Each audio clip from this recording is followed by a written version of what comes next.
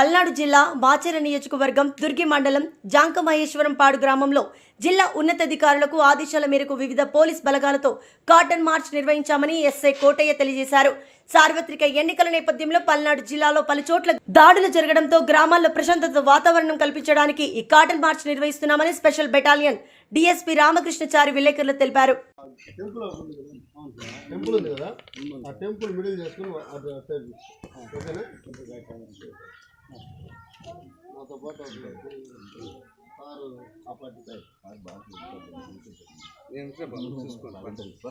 Bye నా party రాండి.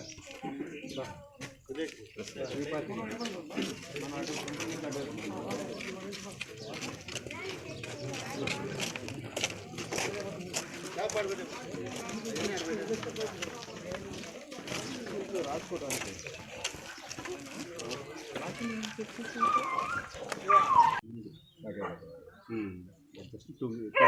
అక్కడి నుంచి లాక్కొని వచ్చి ఏడేసారు. అవునా, లాక్కొని వచ్చారండి. తీసుకొచ్చి ఇంటికి కట్టుకుని లాక్కొని వచ్చారు. తీసుకొచ్చి అక్కడ వేసారు.